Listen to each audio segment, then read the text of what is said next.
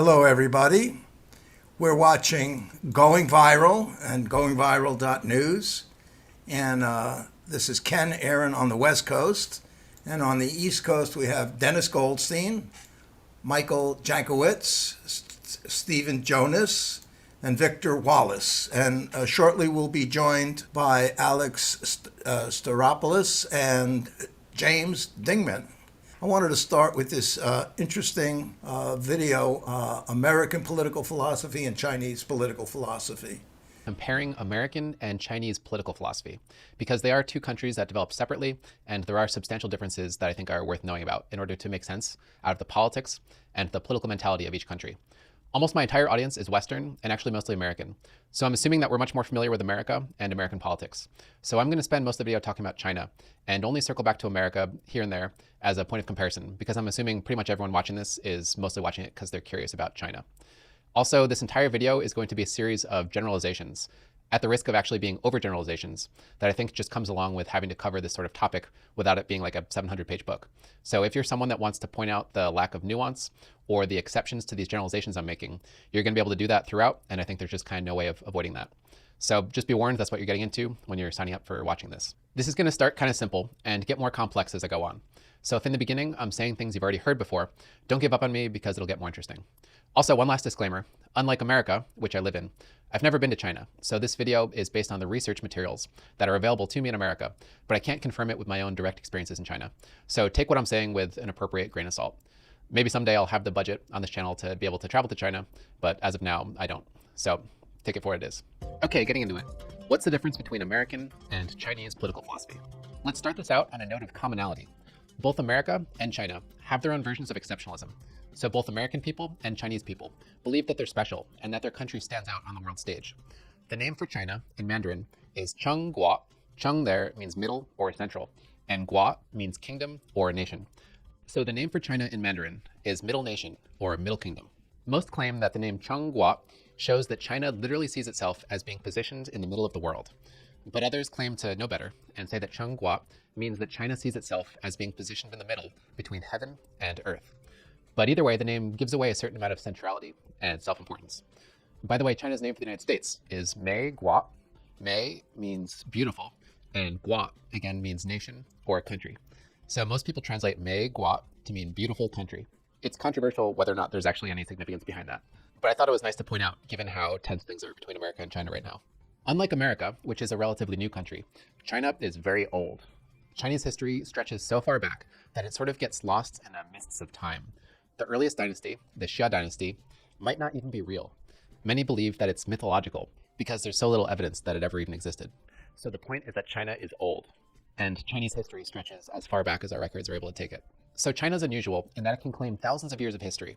And not only that, but it's a historically dominant civilization, capable of pulling off impressive feats of architecture and contributing many inventions to the world, like paper, gunpowder, silk, porcelain, the compass, printing techniques, and more.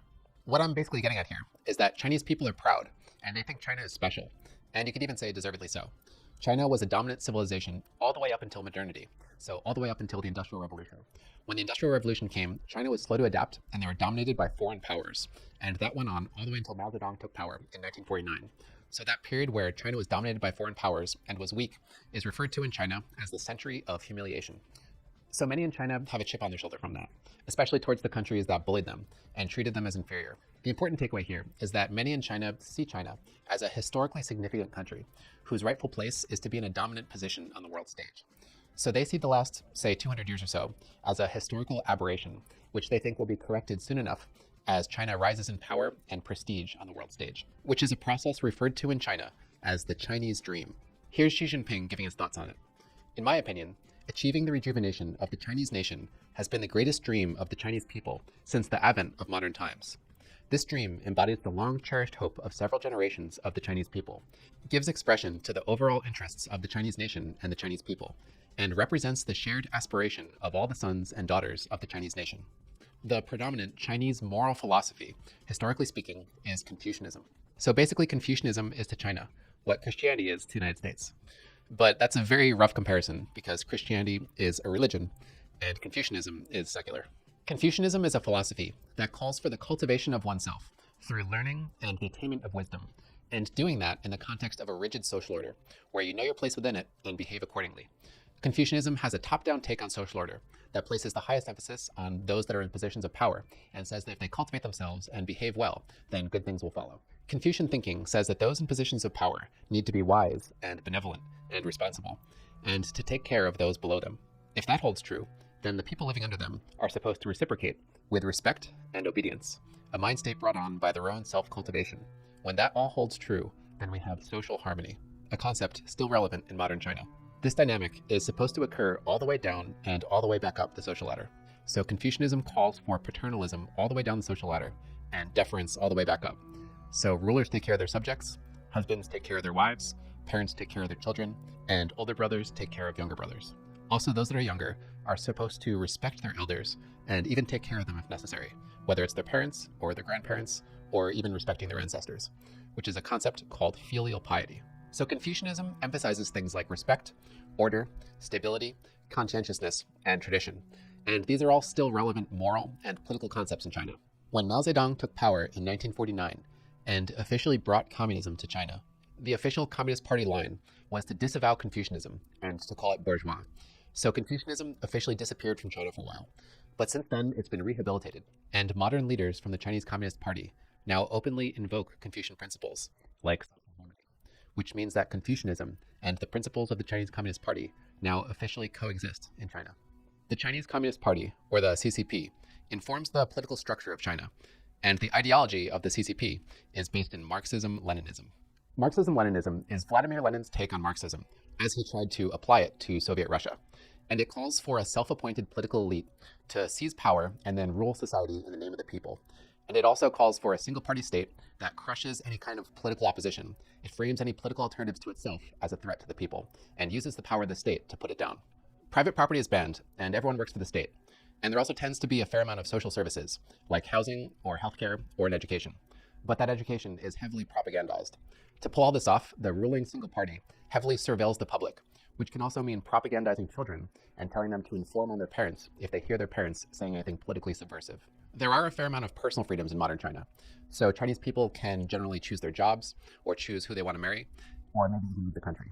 But there's still not much in the way of political freedom because the CCP doesn't allow it. An important takeaway here is that in China, the CCP is the highest political authority. All citizens are subject to the CCP, and the law is also subject to the CCP. So the CCP is above the law, and officials within the CCP can dictate the law and be held to the law situationally as they see fit.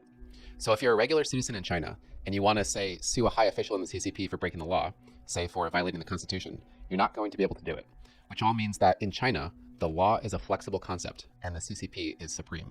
In America, law is much more inflexible. The law is above all citizens in America and also above political parties. Everyone is equally accountable to it. The point is to not have contextual flexibility.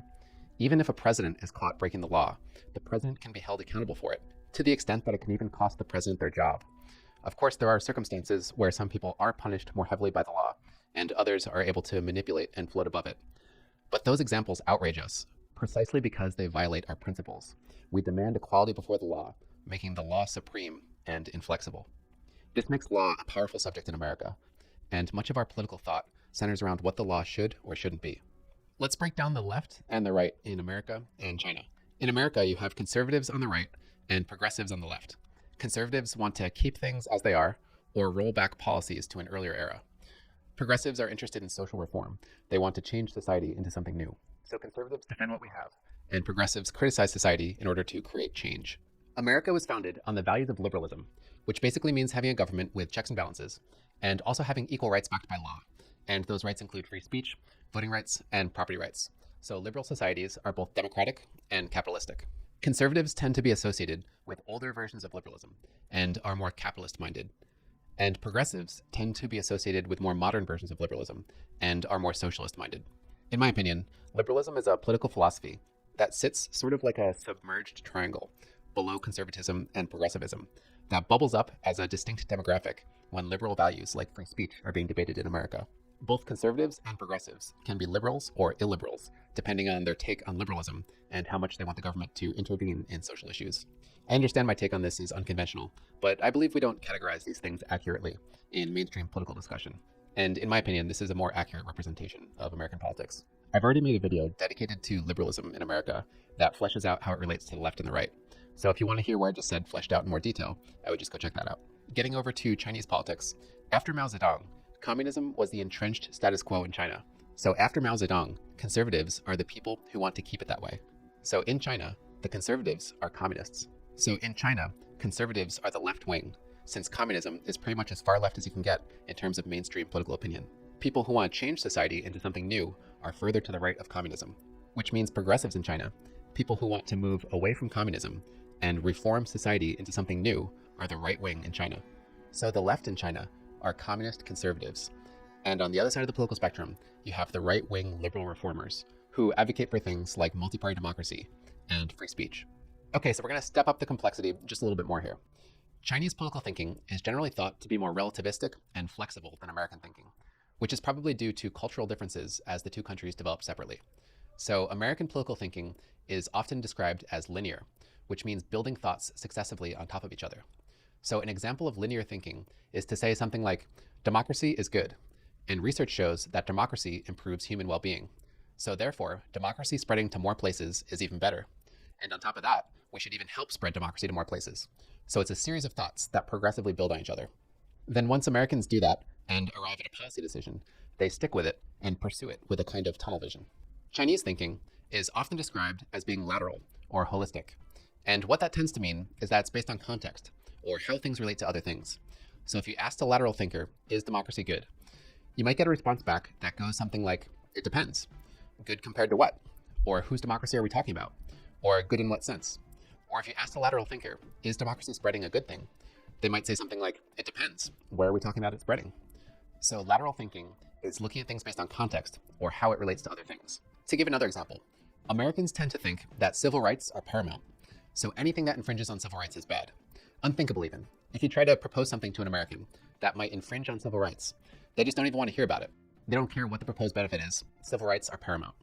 So a Chinese thinker, on the other hand, might judge the subject of civil rights more relativistically. So they might judge civil rights based on how it affects other things, like social harmony, or security, or maybe the economy. So they're not going into it with preset linear logic, but instead judging the subject relativistically. Deng Xiaoping, for example, the man who's considered responsible for bringing liberal reforms to China after Mao, admitted that he never had a grand plan to achieve that, but instead compared his leadership style to crossing the river by feeling the stones.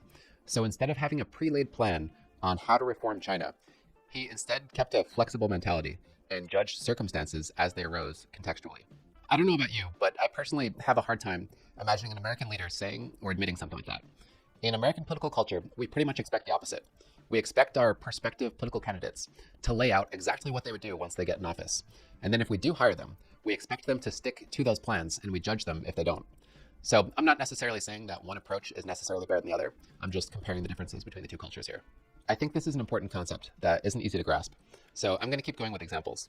Socialism with Chinese characteristics is another relativistic Chinese political concept. In America, we tend to think that capitalism is good and socialism is bad. So therefore, anything that moves in the direction of socialism is bad and should be resisted, which could be a changing mentality, but historically that's been our general position. In China, capitalism is a dirty word, but they're open to the concept of capitalism as long as you don't call it that. So Deng Xiaoping introduced the concept of capitalism to China by calling it socialism with Chinese characteristics. But it's a flexible concept. It means whatever it needs to mean in order to keep the CCP in power and to bring prosperity to China, in my opinion, in that order of importance. So it could be heavily capitalistic or it could be heavily socialistic, but either way, it's flexible. So socialism with Chinese characteristics could mean two very different things when Xi Jinping was talking about it compared to when Deng Xiaoping was talking about it. And you could even translate socialism with Chinese characteristics to mean socialism with flexible characteristics. China's famous treatise on military strategy, The Art of War, is all about flexibility. It literally argues that you need to become so adept with the subject of war that you can wield it like an art form, adopting wildly different strategies to accommodate whatever circumstances might arise. For example, saying, when able to attack, we must seem unable. When using our forces, we must seem inactive. When we are near, we must make the enemy believe we are far away. When far away, we must make him believe we are near. Even when attacking, Sun Tzu advocated for a flexible mindset, saying, In battle, there are not more than two methods of attack, the direct and the indirect. Yet these two in combination give rise to an endless series of maneuvers. The direct and the indirect lead onto each other in turn. It is like moving in a circle. You never come to an end. Who can exhaust the possibilities of their combination? I think this flexibility makes Chinese political thinking difficult to understand, especially from an American perspective. Think of how much effort seemingly the entire world puts into trying to understand Chinese political strategy. And think about how much easier it is in comparison to understand American political strategy and American goals and motivations.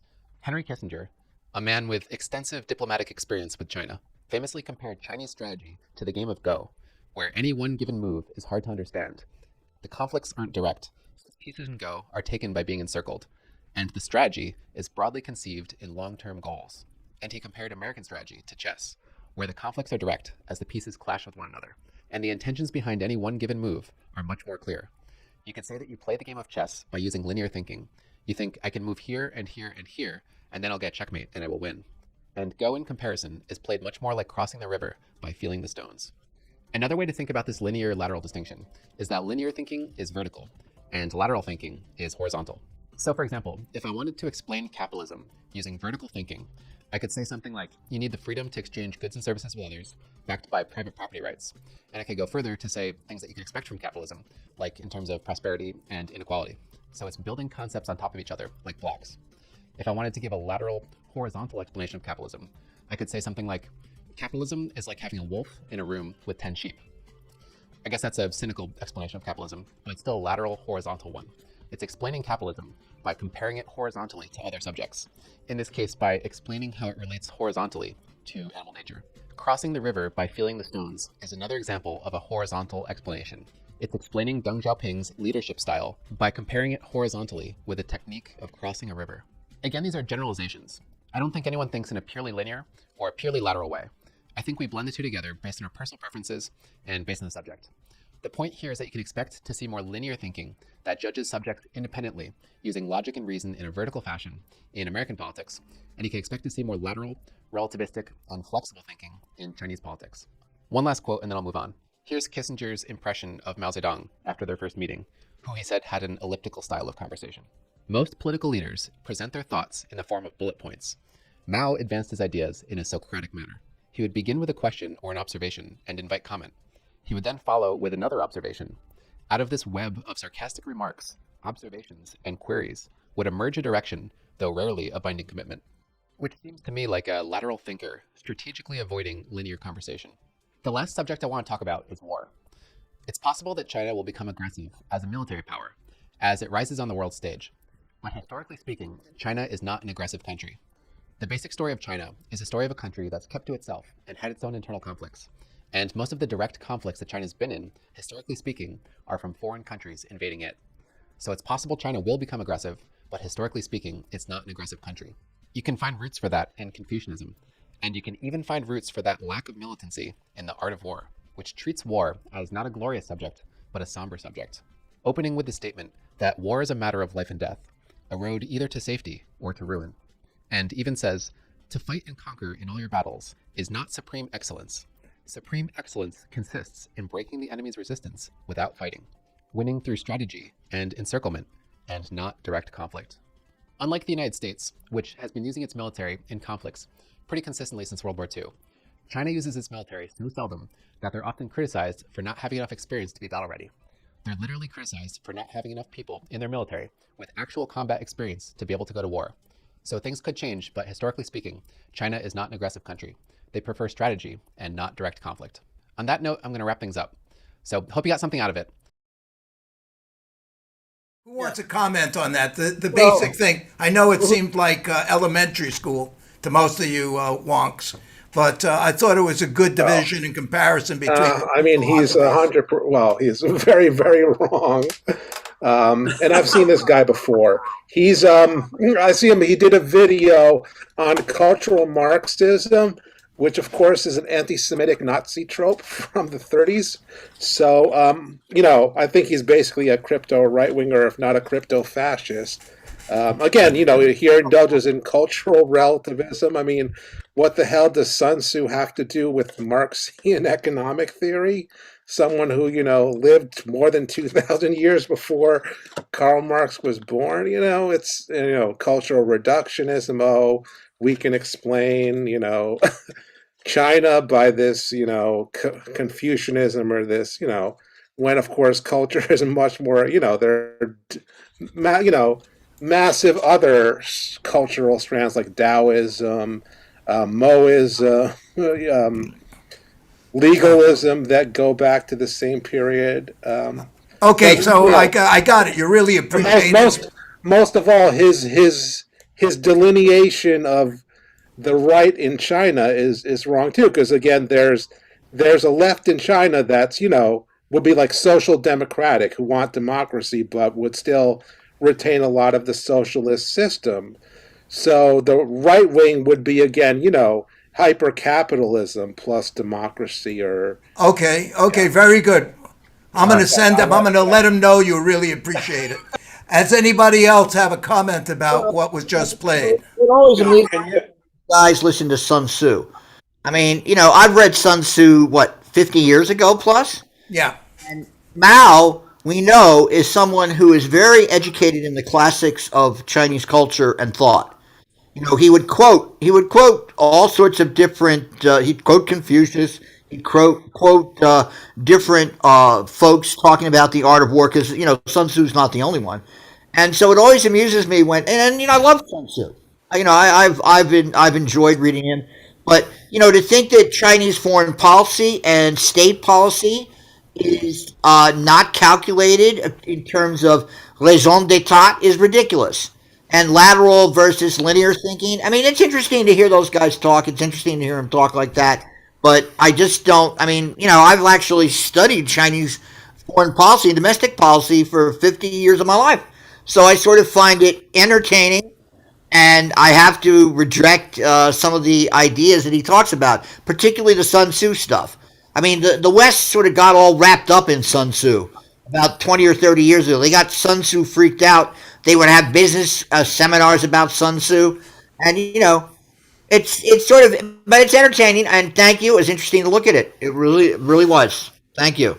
Okay. Anybody else? Any other comments? Steven? Yeah, I have a couple of comments. Can you hear me? Who's that? Mike? we can. No, that's Steve. That's Steve. Go ahead, Steve. I'm not on the picture, but Go ahead. I don't quite understand. Yeah, a couple of things really related to capitalism in China and in the United States.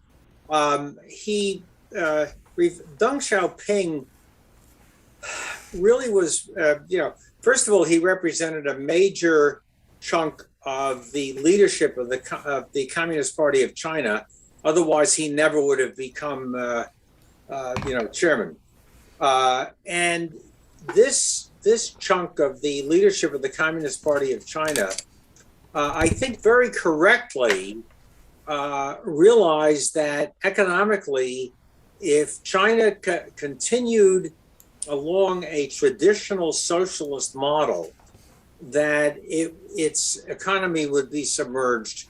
And then once its economy was submerged, it eventually would be subject either in whole, not in whole because it's a very big country, but in part to reconquest by Western powers, either militarily or economically. Deng Xiaoping is the one who introduced the capitalist wing of the current Chinese economy, which has been very, very successful. There are these major Chinese privately owned companies which have expanded all around the world, which have had a major responsibility on building the Chinese economy to where it is now. One of the current conflicts, or perhaps the major current conflict in China, is Xi Jinping is wrestling with this. Okay, the Chinese capitalists have done very well for us, like in building real estate and building factories and expanding transportation and building all the airports and this stuff. But now he has an understanding that the economic base of any country has a direct track, if they don't, in most countries they control it, but in China, they have a direct track taking over the political structure. And that is something that the Communist Party in China doesn't want to have anything to do with, which is why you see the various measures that Xi Jinping is taking to kind of rein in the capitalists. He doesn't want to rein them in too far because of what they've done for the economy. But on the other hand, he doesn't want them getting so strong that they could take over the government. So that's the comment on I think, complete misinterpretation of what the role of Deng Xiaoping and the people that he brought into the government and the economy in China is. In terms of capitalism in the United States, I mean, obviously, there's a complete misunderstanding of that, which would take about a half an hour to explain. But he simply does not understand what a ruling class is. He does not understand what control of the economy is. He does not understand that in a capitalist country, them that controls the economy also controls the government and makes it work for their benefit. I mean, he completely missed that. So it was entertaining, but I agree with that. Well, I don't know anything about the guy. He may very well be a fascist. It was entertaining, but I don't think that it was too instructive. Okay, thanks a lot, Steve. Victor, what's your take on that? What did you think? Victor's not on mute. I'm asking Victor on mute. Yeah, Victor, sorry, here we go. I don't need to add anything to what's been said. Okay, great. Mike, are you there? Go ahead, Mike. I'm here. I think it was a very linear explanation of a lateral subject. Well said, Victor. Mike. It was overly simplistic. It doesn't take into account certain narcissistic aspects of the United States and possibly even China, for that matter. I don't know, but the idea is when he talks about the fact that, well, Americans think this way and Americans think that way. Well, that in itself, I mean, and he said he was talking about generalization, but it's probably a wrong-headed generalization. I mean, we have socialism mixed in with capitalism, which is what the New Deal was all about, and which is what Social Security is all about. So he's only talking about the labels that we put on it, or that they put on it in China, but not the actual substance of socialism or capitalism or whatever. I just think it was, he misses the point on a lot of things. It seemed to be an attempt on his part to take two very complex subjects and complex matters and put it into a Cliff Notes type of version. Maybe he intends to sell this to, third graders. I have no idea. Okay, thanks, Mike. Let's go now. We've already introduced everything, but who have joined us is Jim Dingeman and Alex Stavropoulos. And so what we're going to do right now is we're going to go to Jim, and he's going to go over the current events of the day, the notable news items, and then maybe Jim or Alex will pull up our next topic. Well, I'd like to. You're listening to Going Viral at GoingViral.news. We have a full court press here tonight. We have Victor here, Steve here, Alex here, Mike here, Dennis here, and Ken here. Wow. Well, Steve, I want you to give your take on this Omicron issue. Because that's dominating the news. I mean, rather than to play a piece, to introduce you, to set it up, I'd like to hear what you have to say about this crisis. And we're talking with Steve Jonas. Steve Jonas is a epidemiologist, retired from SUNY Stony Brook. Steve, what's your take on this mess we're dealing with right now? Well, my take really is the same as the take of the leading public health authorities in the United States. Omicron is dangerous in the sense that it is very easily transmissible, and apparently more transmissible than its predecessors. That's the bad news. The good news about Omicron is that it doesn't seem to produce, when somebody gets infected, it doesn't seem to produce nearly as serious as disease as its predecessors, particularly Delta, did. And also the first variant, and I forget the name of it, which of course struck not only this country, but all the countries of the world when we were completely unprepared for it. And that's what overwhelmed the hospital system in country after country. The problem with, of course, I think I've said this on the program before, but when the pandemic started in the United States and the Trump administration, completely politicized it from the beginning, my son asked me, Dad, has there ever been a pandemic or an epidemic that has been politicized? And I said, well, Jacob, I can't say that I've studied the history of every single pandemic or epidemic, but I know, some of the major ones that have occurred, and I have never seen anything like this. And that, in the long run, may be it may be worse than the disease, is what the Republican Party is doing with it. In my own county, in Suffolk County on Long Island, today, Lee Zeldin, who is currently the congressman for the 1st Congressional District, the eastern end of Long Island, in which I happen to live, who is going to be running for governor, for the Republican nomination for governor, in the face of, this sudden surge in the Omicron variant and a shortage of testing. I fortunately was able to, by standing in line for a long time today, was able to get tested and negative. But Zeldin said that he was against the expansion of testing, and he was definitely against the expansion of mandates for masks, just for masks. That when you're indoors, you should wear a mask. Zeldin was definitely against that as an interference in personal liberty. So in answer to your question, Jim, I think on the one hand, by the way, I'm not an epidemiologist. I know something about epidemiology, but I'm a preventive medicine public health specialist, which deals with control of these kinds of situations. I stand corrected. Using the data that's supplied by epidemiologists.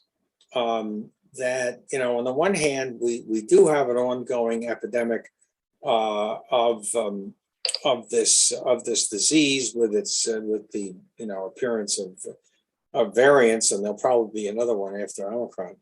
But I am wondering, which disease is worse, the disease, or the disease of what the U.S. Republican Party and reactionary / fascist political elements are doing with it all around the world to undermine public trust in what has always been, generally trusted public health institutions, and then undermining, using them, not undermining. It's too soft a word.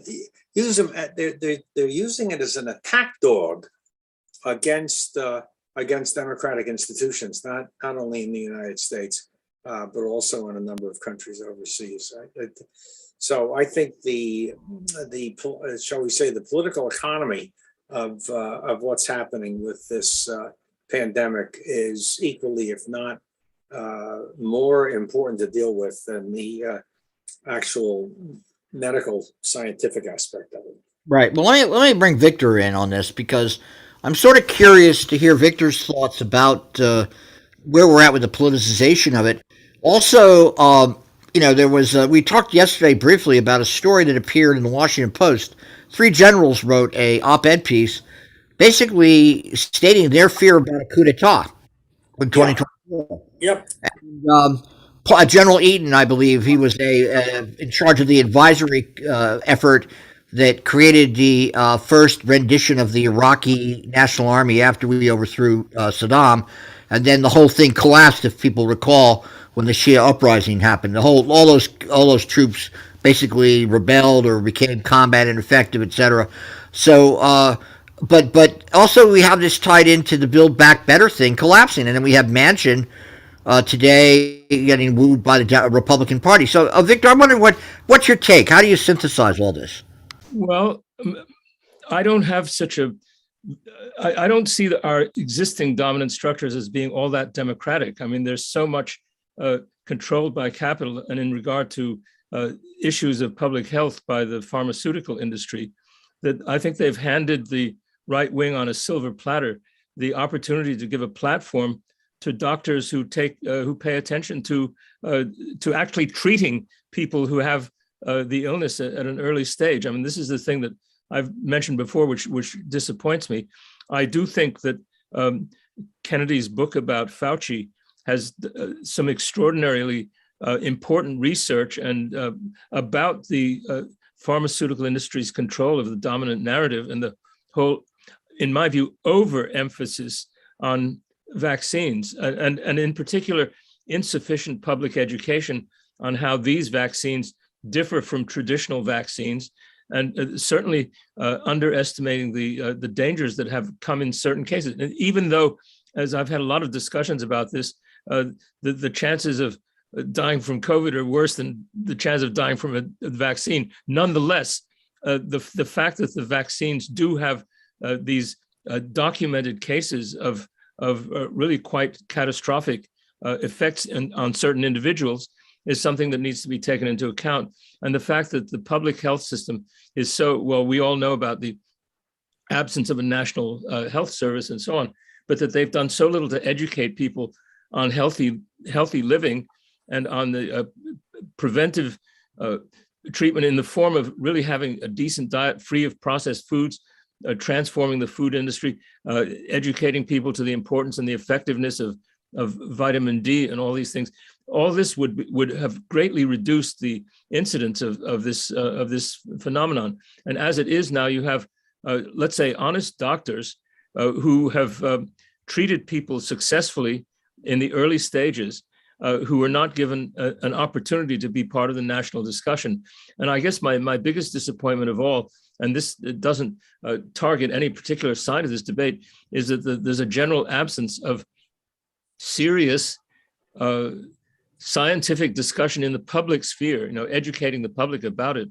I have yet to see a reasoned critique of Kennedy's book. He's been slammed and vilified, but nobody's that I know of has actually made a reasoned discussion critical of his book, and certainly his findings, which are not that completely new about the politics, are quite important and interesting. I think, in my view, especially the aspect of censorship, that if a doctor or a public health specialist or someone presents a dissenting view, and he did this also in relation to the whole AIDS controversy, the response is not to engage in rational debate, but to suppress them and to ostracize them and to marginalize them and to really expel them from the respected discourse. So that's my sense of the basic political framework, and I'm quite upset by it, I have to say. Yes. What do you think, Steve, about what Victor just said? I'm in total disagreement with Victor, and I'm not going to get into it because I don't think that this is really the place for a debate about the issues that Victor has raised. I'll just say this. I've been a part of the public health establishment of this country since the mid-1960s. I have worked in public health my whole career. I knew Dr. Fauci, I've never met him, but personally, back in the early days of AIDS, when I was part of a group which had a different hypothesis on how AIDS was transmitted from person to person, I saw that Dr. Fauci followed the science and eventually came around not to understanding our point of view because it was impossible. I won't go into the details. It was impossible for political social reasons to be able to study it. But this is a man who's a scientist. I guess I am getting into it. The charge that the public health system is run by the pharmaceutical industry. I've been in the public health system my whole life. I never saw that. Maybe I'm blinded, but I'm well known as a Marxist, small m, maybe large m, and I've never seen that. The other thing is that this charge would say that Dr. Fauci, Dr. Walensky, who's a long career in public health, Dr. Hotez, Dr. Jha, some of the younger folks like Dr. Bedelia at Boston University, who was trained actually by a medical school classmate of mine, are all part of this conspiracy. And I don't think we should take up. I'm not going to spend any more time in arguing with Professor Wallace. It's just that there are two completely different points of view about the role of the public health industry. Industry. In part, it is an industry which has been extremely effective, by the way, in controlling the spread of communicable diseases in this country. I'm old enough. I'm not sure whether Professor Wallace was old enough. I stayed home for a month when I got chickenpox. I stayed home for a month when I got measles. I was sent home from camp in the summer of 1949, a camp in New Hampshire, because there was an outbreak of 2 cases of paralytic polio in Boston at the time. I grew up in that. Children these days don't have to worry about this, and it is the public health institutions which are now being attacked as tools of the pharmaceutical industry, where the pharmaceutical industry has served the public health institutions in this country for decades. I'm going to stop there, and I'm not coming back to argue about it further. All right. Well, it is a controversial issue. We can certainly go back and deal with it another time. I look forward, Victor, to reading that book by Kennedy and seeing what he has to say. Alex, share some stories that you have, because I have plenty lined up, but why don't we start with what you got? Jim, can we make supposed to make at Want least to comment, Mike? about what was being discussed? Go on, yeah. Mike. Well, because first of all, I think one thing that hasn't been discussed is the fact that the reason for vaccinating, yes, is to keep people alive. That's the humanistic reason, but also to prevent this thing from from constantly mutating, from new variants and the new mutations therein, from constantly changing. So, in other words, to try to stop this from keeping on in its virulent stages, even though Omicron seems to be less virulent, but we have to worry about the next variant and the variant after that. And so it's also not just vaccination to keep yourself safe, but it's also vaccination to try to control this disease that's spreading like wildfire. Yes, there are holistic health methods that we can use in order to fight this, but we don't have the time for that. Okay, we've been cold cocked by this, and the fact is we have to do whatever it takes to control the spread and control the evolution of this virus. Right. Well, thank you, Michael. I respect everybody's point of view about this. It just is, I know whenever we've decided to go into this rabbit hole, we'll be here for the next hour and a half arguing about this. So I'd rather move on, because this isn't going away. It's going to stay here, and we'll have to just treat it another time. But Alex, go on. Share what you got. Okay, so let me do, since they're both short clips, let me do 2 clips in succession. It's too bad Gail isn't here, because the first one, I'm sure she would, well, it's not her period, but since it's kind of an art history thing, she would probably enjoy this. Again, this is from Al Jazeera. This is regarding a very interesting find of ancient shipwreck off the coast of Israel. Here. Eastern Mediterranean offers rich fishing grounds for Roman and Mamluk antiquities. If something glints in the water, it's often gold. This find by Israeli archaeologists of coins, gems, and other artifacts was scattered along the seabed just 4 meters underwater. One piece stood out, a ring, showing Jesus Christ as the Good Shepherd. The Good Shepherd was one of the earliest Christian symbols used by the Christian community in the East. The image sort of tells that Jesus is the shepherd who protects the Christians, the early Christians. It's thought the ring would have been made around the mid-3rd century, evidence of a Christian community in the region. The archaeologists believe the haul is from 2 ships wrecked by a storm off the coast of the Holy Land. They found hundreds of silver and bronze Roman coins, as well as figurines, pottery vessels, and ironwork. At the time the ships went down, the area was known as Caesarea. It's here that the Acts of the Apostles describes Peter baptizing the Roman centurion Cornelius in an area that was one of the earliest centers of Christianity. Okay, so let's do another clip before we talk, which is also on the seas, but, much more unfortunate. This, again, involves several hundred deaths, but also obviously has to do with climate change, which is this massive typhoon that hit and was very devastating to the Philippines. Please check to put the sound through.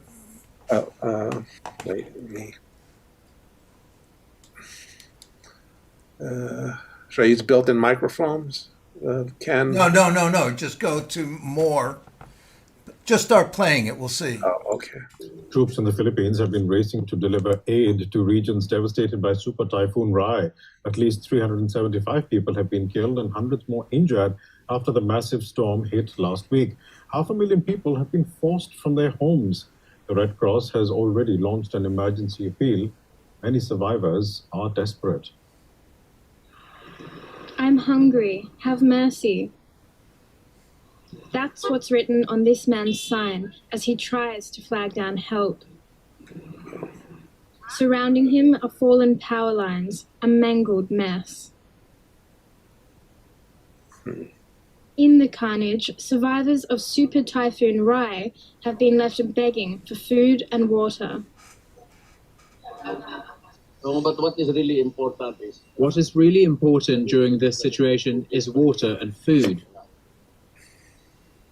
The people are under stress and they need water. They are so thirsty. I hope we can fix the supply.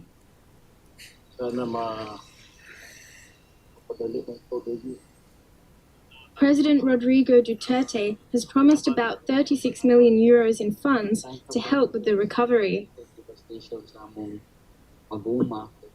But reaching the people who need help is no easy feat.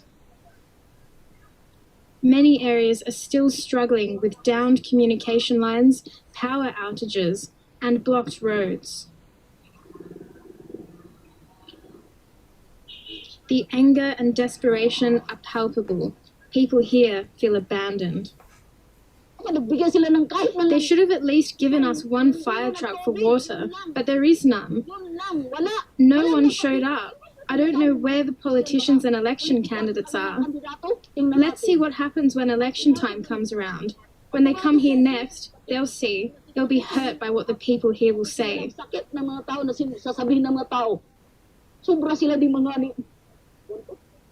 The Red Cross has appealed to the international community for 19 million euros to help victims of the disaster. But with scientists warning that climate change is making typhoons like this deadlier, that amount of money may just be a drop in the ocean. All right, so from that little clip, it didn't look to me like President Duterte had much control of the situation. It strikes me as probably another example, again, of a right-wing political leader who, dealing with some kind of natural disaster, like, say, President Bush and Katrina, just isn't over their head because, of course, they've, cut those kinds of services beforehand, don't fund disaster response properly, and don't know how to run, disaster relief effort when it happens. So, but I'm open up to anybody who wants to comment on either story. Well, I guess I'll start it off. It's Mike. As for the first story, I missed the actual estimated date of that. Sometime in the 3rd century, Mike, AD. Right. On the 3rd century, we're dealing with the time when actually early Christianity, but obviously two centuries after Jesus would have been. Yeah, because that was around the time. Up until that time, Christians, people who accepted Jesus as the Messiah, or even the Son of God, were Jews. Christianity had just really evolved, took generations before it evolved into an actual separate religion from Judaism. And that had much to do with, trying to get more people who were formerly heathens accepting of the legacy and teachings of Jesus.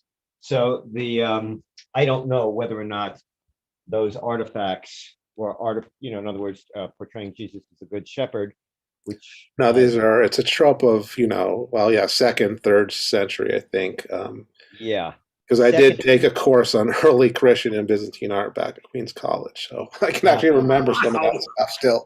That's impressive. I'm just saying that 2nd century. Which century? 3rd century, comment. Well, no. What century was that when you took the course? Oh, well, 20th century. 19, that would have been, that was one of my first, that would have been 92. Okay. So that's how long ago. But hey, remember, I'm Greek, so there was a personal connection that led me to, be more interested than, They all spoke Greek, as a matter of fact. Yes, right. yes. And that was, but I'm just saying that whether or not these are actual artifacts of the actual religion. No, these are I'm pretty sure these are Christian, from the Christian. This is, Christianity, well, obviously until Constantine, which is early 4th century. It wasn't the official religion yet, but it was a major, separate religion. Alex, they always trout this stuff out during Christmas time. Well, this is a very good. They always decide to have the PBS historic. Which is a good series. But my problem. That the fact is that these may be coins depicting basically a sect of Judaism, which is the sect of Judaism, not by the period anyway. By the 3rd century, I wouldn't say that it's a sect of Judaism. The 3rd century, probably not. If it's the 2nd century, probably yes. So it really depends upon when they. I'm sure it sounds like they probably did some carbon dating, so I'm guessing they're probably right about 3rd century. Well, the other story on the tornadoes, the typhoons, is quite serious. And I guess Victor, you sort of follow all this climate change literature. So, this is just par for the course. And what gets me with the Build Back America collapse, we can sort of poo-poo it as a watered-down social reform measure. One thing in it, though, were procedures to deal essentially with trying to deal with climate change and adherence to international agreements. And so that seems out the door right now. So I wonder what you think about all that. Yeah, it's looking very bad in that sense. There was a very good article in The Nation by John Nichols, which pointed out that the Democratic leadership placed too much confidence in Joe Manchin and his willingness to come around. So they made this concession of going ahead and separating the Build Back Better Act from the Infrastructure Act, and Manchin essentially double-crossed them. And so we're back. And of course, now they're saying, well, we can still work. Biden just said we can still work with Manchin and get something on. But he has absolutely no incentive from his own point of view to join in with him. He's determined to obstruct this. And so certainly the parts affecting the fossil fuel industry, he's dead set against any of those things. So it really does look bad, and I'm really Yeah, I mean, I'm sure a lot of people are disappointed by the way this whole thing is turning out. But I guess the political lesson from it really basically is that the dominant forces in the Democratic Party are not sensitive to the demands of what's the overwhelming sentiment in the base of the party, which is for all these progressive reforms, and that's what pushed them through. That's what enabled them to win what they did in the last election. And of course, it has to also be always kept in mind in the back of all this, the constitutionally unrepresentative character of the Senate, which routinely, even when it's evenly divided, and even when there's a slight Republican majority, there are far many more votes for Democrats nationwide for the Senate than for the Republicans. But because of the way it's set up, I mean, we all know this, but it has to be kept in mind. There was another editorial in the Nation recently favoring the abolition of the Senate, precisely for this reason, so that the necessary measures that need to be taken to transform the economy in order to confront the climate crisis are going to require really radical steps of that nature. So it's worth discussing, even though it seems like a very remote possibility at the present time. But what ultimately I think is vital is to have an enormous popular movement informed by this understanding, because the way of operating, trusting the system, those in charge of it, even the leading Democrats to work, is failing. They're not getting anything done. Right, and you're listening to Going Viral at GoingViral.news. My name is Jim Dingeman. We're joined in California with Ken Aaron. We're joined from Boston with Victor Wallace. And we have from Long Island, Steve Jonas. We have from New Jersey, Dennis Goldstein. We haven't heard from Dennis yet. And Alex Stavropoulos, myself, and Mike Jankowitz in the bowels of New York City. Now, I just wanted to throw this up. This is a story in the Washington Post today. If we're going down memory lane, Jim, could I interrupt for a second just to make a comment on what Professor Wallace just said? Yes, I am in total agreement with everything he said. Good. We'll avoid talking about COVID for a while. Anyway, this is sort of interesting because this was an article that appeared in the Washington Post today, and some person in Virginia has discovered a 75,000-page survey done during World War II about the attitudes of the average soldier towards race, sex, and combat. And Fox News is making a big deal about this, that they're besmirching. Is this something the Army did?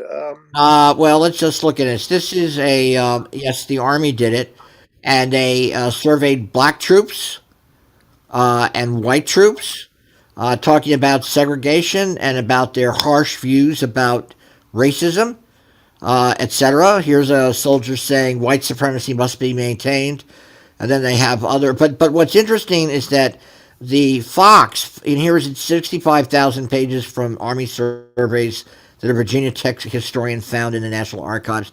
I don't know whether it's related to the kind of stuff that Morris there was a big study that was done called the Stouffer Studies that actually surveyed about 150,000 GIs at the end of the war.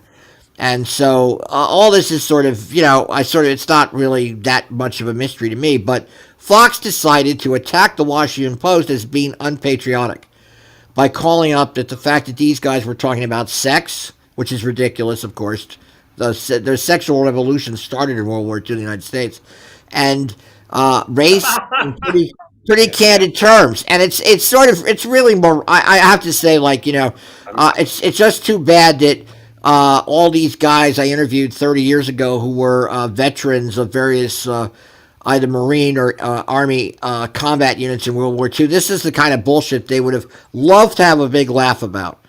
But they're deciding to make a big stink about it. And these kinds of I'm just saying as a historian, this is this type of stuff you want to digitize the whole thing. Right. So it can be a searchable database. So, I mean, this is again, that the French had that massive project from a few decades ago about the cahiers around the French Revolution that can be, that's like you can search them and who was talking about what where, but these, or again, how many times does homosexuality come up in well, or and whatever that other topic? So right. you can do some Well, great that's stuff with interesting. all these. They actually talk about homosexuality, which, of course, Yeah. San Francisco became famous for that during World War II. And here's a dog face talking about Ernie Pyle, who was the only man who plugged for the infantry, the dog faces. We all know that. And here's a gay soldier talking about it. Most of us were inducted against our will. Things were made harder for us.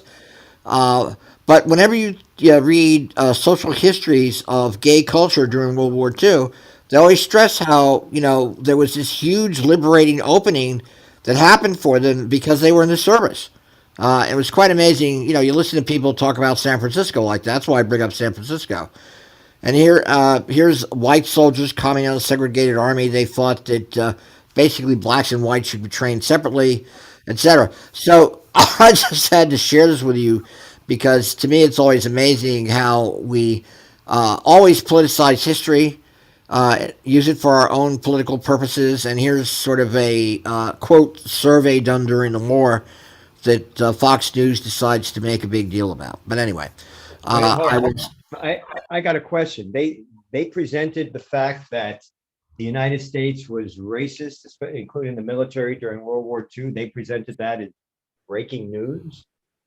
Well, they felt it was. They have this mythological concept of the greatest generation. It sort of gets back to when Studs Terkel did his book, The Good War, which won the Pulitzer Prize, and which actually, yes, it did. I think it did win the Pulitzer Prize, and that book, of course, was basically filled with people talking about the ambiguities of the war. So, yes, they did indeed make a big stink about it because they felt it was to be besmirching the memory of the greatest generation, which is so ridiculous. It's just absolutely insulting bullshit. But it's common knowledge. This is, in other words, I guess. But Mike, not for for people like us, military buffs, yeah. But for the average American, no. I think Jim is absolutely. They don't. They have the. Saving Private Ryan image. Right. They have a Saving Private Ryan image of American history in World War II, and and that translates into politics because superficial, Hollywoodized garbage. I mean, when I was a kid, and I'm sure you, Jim, and everybody else whose fathers were fought in the war. I mean, my father told me, he said, they had a real problem with the fact that the U.S. military was segregated, that racism was entrenched in the American system. They had a problem with that. And they said, it was known. It was known that the United States, of all the major Allied powers, the United States was the most racist. Well, in any event, Michael, I just wanted to throw that out because, funny, well, it's not funny. It's pathetically, frankly, disgusting to me to see this kind of stuff going on. But, I just remember when my father came back from Korea, he said to me about nuclear war. He says, "You know what? If New York gets attacked, you can kiss your ass goodbye." And I was in third grade.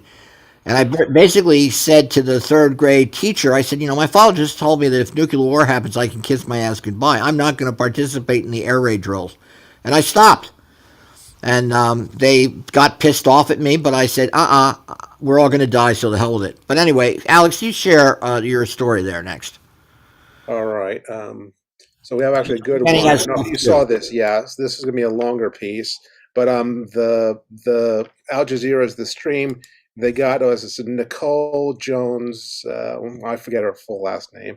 I'm the one who's behind the 1619 project. Oh yeah, let's hear it. So they had her on for a full panel. So we'll play. It was very interesting, of course. All right, well, let's hear what she has to say. This, of course, she's on because she wrote her books in stores and she's talking about it. What book? What book? Her book on this, I forget the title of it. It's on it's the book version of her 1619. Right. Yeah, she put together all the essays and smoothed it out, and I think she corrected some of her mistakes. What was the name of the book? 1619 Project. Oh, the 16. Okay. All right. It has a different title, but and then it's Racist America. Okay, go ahead. She'll mention it. Wait, oh, did I share? No, I did You not. didn't share yet. Sorry. Check All the right. sound. Check the sound. You know, The make sure sound it's is going to be the same, I think. Hi, I'm very okay. Today on the stream, we're going to be discussing So yeah, it's the reframing American history 1619 from a project. particular Title. perspective that takes us back to 1619. The creator of the 1619 project that starts American history from the moment that Black Africans stood on the soil of the United States as we know it now. That project has now brought forth a book called The Origin Story, a new origin story, the 1619 project. The creator of that book and the project is with us right now, Nikole Hanna-Jones. Thank you, Nikole, for making time for us on the stream.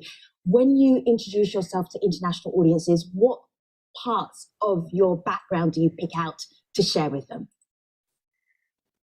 Well, I'm a journalist at the New York Times, and I've spent my career really writing about racial inequality in the United States and the way that our history here shapes the society that we live in.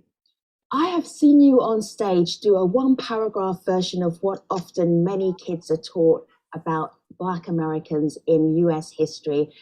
It's slightly tongue-in-cheek, but it's also pretty shocking. Can you just do that very quick recap? Because Black audiences start to laugh, but I think it's a knowing laughter about, yep, that was all we were taught. I'm not sure which one you're talking about because I'm on stage and then there was Martin Luther King Jr. and then there was yes. the Black Lives Matter, and then that was the end. That version of history that often we're taught at school. Yes, I mean I talk about how we get Black History Month, and that typically you get about 4 people in Black History Month. So you learn about Martin Luther King, you learn about Harriet Tubman. Depending on where, you might learn about Frederick Douglass, and then that sums up our entire experience. And that, of course, makes us think that Black people haven't contributed that much to our society. And so we all end up knowing the same handful of names, but don't really get a greater understanding of the contributions that Black Americans have made. I'm going to show our audience a picture of you on stage with a very special person who introduced you to the depth of what Black Americans had brought to the United States. Tell us who this is and why he's important to you. So that is Mr. Ray Dial, and Mr. Ray Dial was my high school teacher. He taught African American. The course was called the African American Experience, and it was a 1-semester Black Studies course. And in that course, I learned more about the history and contributions of Black Americans and Black people across the globe than I learned in my entire career. And I talk a lot about how the erasure of Black people from the American and global story was very powerful. It sends just as much of a message as what we do learn.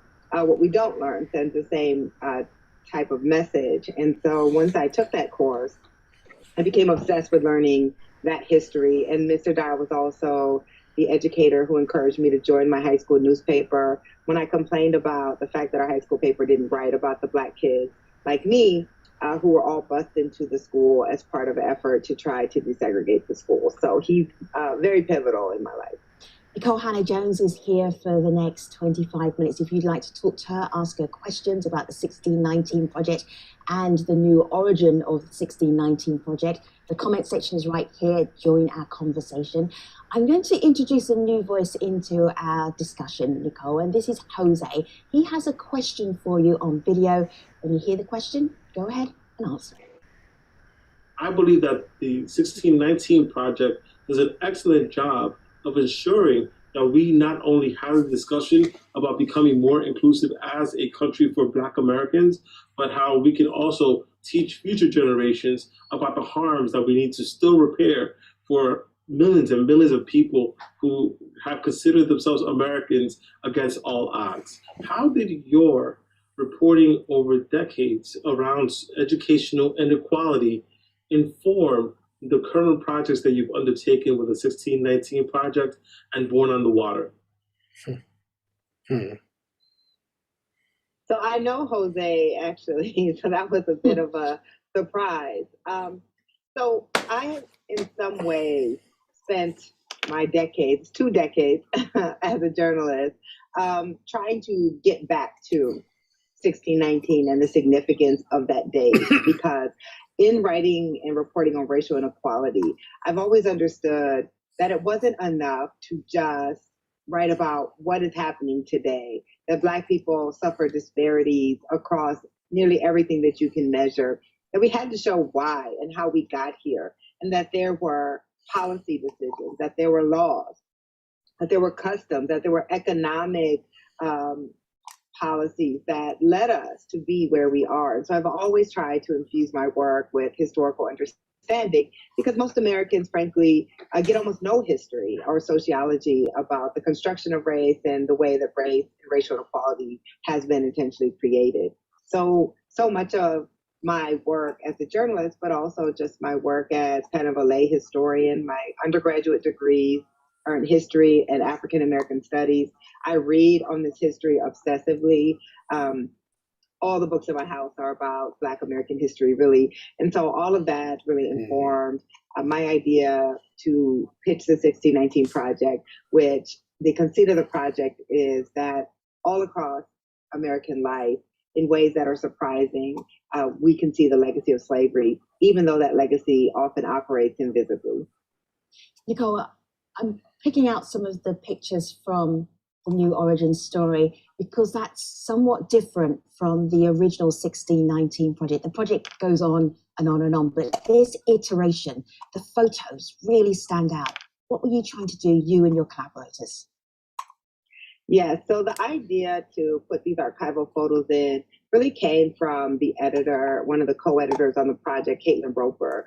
When with the initial project, when I pitched it, a small group of us from the New York Times Magazine took a field trip to the National Museum of African American History and Culture.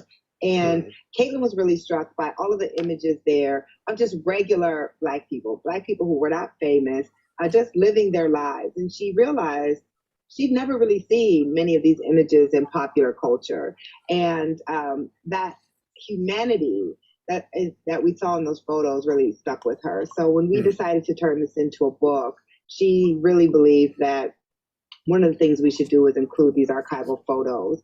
And that's how they came to really start every essay in the book. And I found a really wonderful photo curator on Instagram, actually, Kimberly Anise Henderson, and she runs a site where she goes through and posts pictures of regular Black Americans going all the way back to the beginning of photography. And so we collaborated with her, and I think it is such a beautiful way to force the reader before every essay, because these essays are difficult. They talk a lot about, the brutality, the barbarism that Black Americans had to face. But before you enter every essay, you have to pause and just look at a regular Black person in his or her full humanity and realize that everything you're about to read happened to real people with hopes and dreams and hurts and pains just like anyone else. And it's actually one of my favorite parts of the book. The idea of having a new origin story for the United States of America, some people were shaken by this in good ways and also in bad ways. Let me share with you a website that focuses on education. And they've been tracking the efforts in 28 states to restrict educational racism, bias, and the contributions of specific racial and ethnic groups to US history or related topics, which becomes doubly shocking when you realize that the United States, as we know it, is a nation of immigrants. Then they tracked 15 states that are trying to expand educational racism, bias, and the contributions of specific racial or ethnic groups to US history or related topics. There is the debate. There is the debate, Nikole, that you and your collaborators started in conversation 2 years ago and continue in conversation now. What happened? What was the impact of the project? Well, the impact of the project has, in ways good and bad, exceeded everything that we could have possibly imagined. I think every journalist hopes that you will produce journalism that has a larger societal impact and that gets people to really think. And what this project was intentionally trying to do was unsettle our mythology about what the America is, what America was founded upon. I don't have to tell your international audience that many Americans believe in this idea of exceptionalism, that we are an exceptional nation, that we are exceptionally free, and that we are the greatest experiment in democracy that the world has ever seen. But the only way that you can believe that is you have to erase large swaths of our history. You have to erase genocide and Indian removal and settler colonialism and the theft of land. You have to erase 250 years of chattel slavery.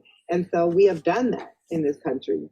And when you take a piece of popular history in the paper of record, one of the most powerful media institutions in the world, and you say, actually, 1776, the year of that we mark the founding of the United States, doesn't actually tell you that much about America. But the year 1619, where we engage in African slavery, where we kind of see our founding tensions, our founding divides begin, that tells you a lot more about this country. And when you say even that we are a nation of immigrants, well, yes and no. We have been a multiracial place since 1619, when Africans joined indigenous people who were already here, who are not immigrants, and English immigrants who chose to come here, and then of course Africans who were forced migrants to the United States. And we really are a multiracial nation made up of many people who chose to be here, but also significant numbers of people who did not. That's a good point. I even think the framing of 1619 doesn't take into account the people who were already in the United States before other people came to the United States. Okay, well, it's worth listening to the rest of it because, again, the whole thing is quite good, but, we don't want to spend, 25 minutes to play the whole thing. Well, we've, of course, talked about the 1619 project on several occasions before. So, I'm sure everybody has some thoughts on, after listening to, her, Nikole Hanna-Jones tell us, what her intent was and why she did it and so on. So I'll just leave it open to whoever wants to comment. Yeah. Well, I just wanted to say that when she talks about American exceptionalism, I mean, I've heard interviews with her before, and she's very down to earth and very eloquent, I think. And but I will say that America, as far as American exceptionalism goes, America is exceptional. I mean, we are exceptionally, among democracies at least, we are exceptionally racist. We are exceptionally narcissistic, and we are exceptionally arrogant. So yeah, we do have a certain amount of exceptionalism, not perhaps the way, the kind that the right wing would want us to have. And because of that, I mean, to say that the U.S. history starts in 1776 is like, going back to creationism. The human, the history of the human race goes back, what is 6,600 years? I mean, it's ridiculous. Yeah. And we all know that. Those of us who know about history know how it works. But again, you're pushing back against that American exceptionalism, the racism, the narcissism, the arrogance, and the, shall we say, willful ignorance and willful inability to understand. Well, let me start with Victor and then Steve and then Dennis, because, as educators, these are issues that the 60s was filled with these kind of questions. I guess I sort of bring my old fartism into the picture when I think about this, because, we traveled through these battles back in the 60s, and they obviously weren't resolved. But Victor, as an educator, how do you see what we're experiencing right now? Is the 1619 project unique? Is it just simply an add-on? What do you make of it? Well, it's interesting that it's created such a splash. I mean, some years ago, I read a classic, what I think is a classic book of Black history called Before the Mayflower by Lerone Bennett. I don't know if any of you know it. Yeah, Lerone Bennett, absolutely. Yeah, it's gone through several editions, and it goes way back there. So the information is out there, and even in a very accessible form in his writings.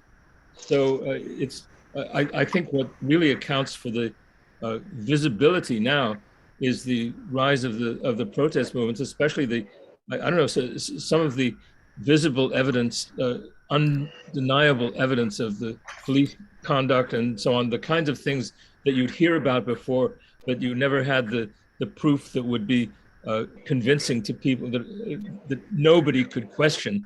That type of thing has raised this discussion to a higher level, you might say, so created an opportunity for this type of thing. I mean, the 1619 project itself, I mean, it's absolutely crucial, as they say, to increase the discussion and understanding of the whole place of slavery in U.S. history. And the biggest aspect of U.S. exceptionalism is the very existence of a plantation economy within the boundaries of an advanced capitalist country. There's no other advanced capitalist country that has that. And that's determined so much of the contours of U.S. history since then.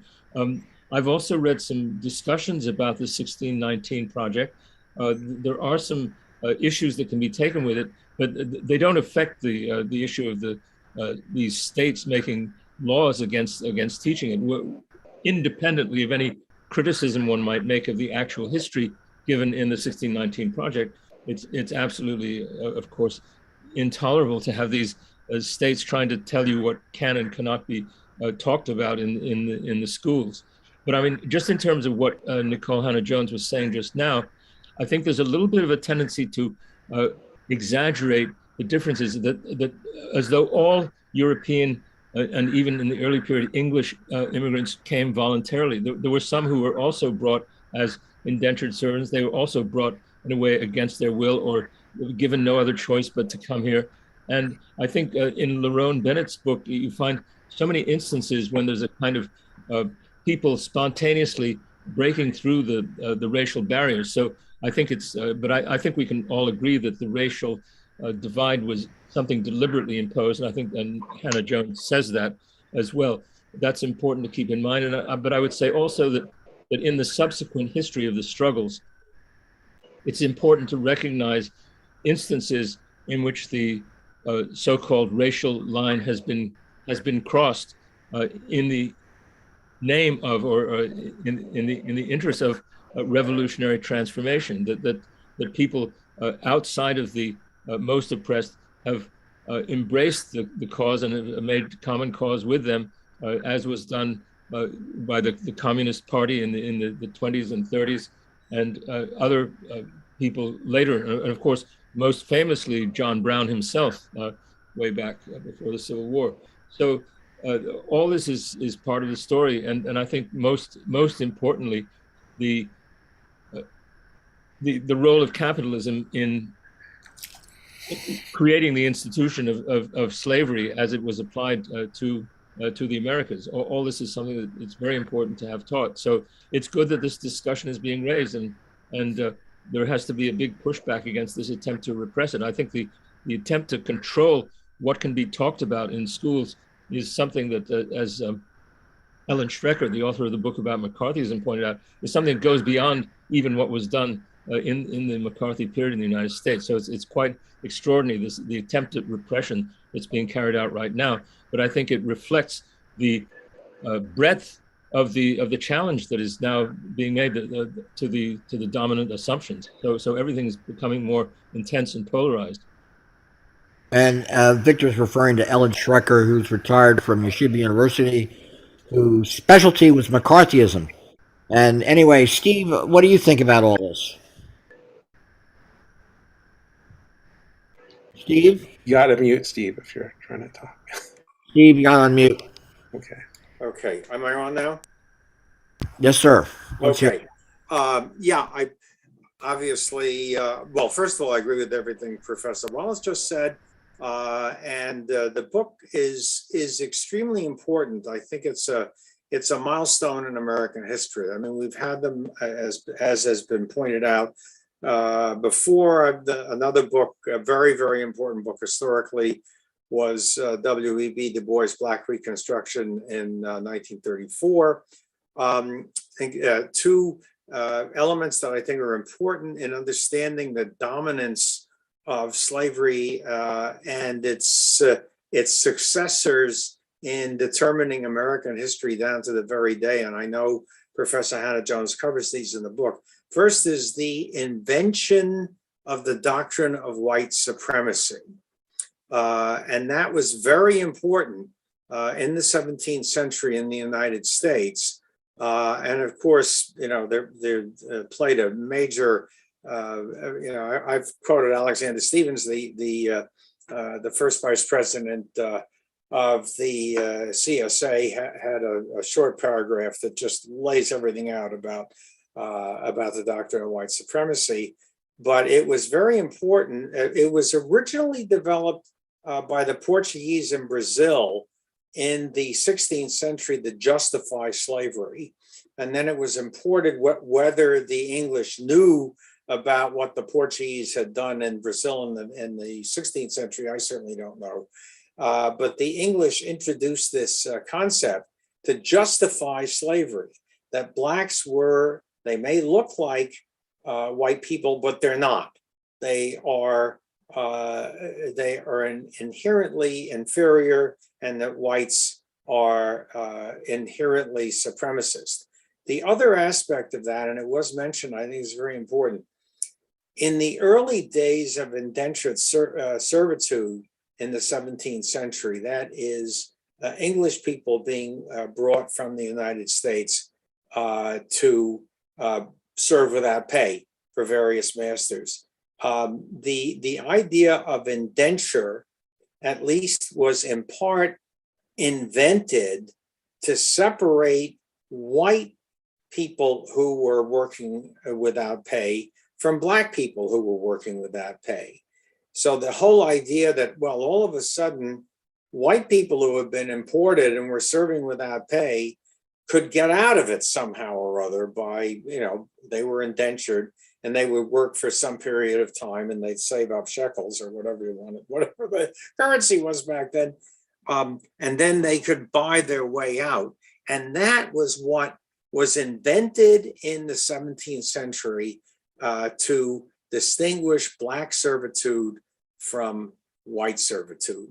And obviously, we all know that the tremendous negative aspects of slavery, which are still, and white supremacy, in particular white supremacy, which is at the center now again of the philosophy of the dominant wing of the Republican Party.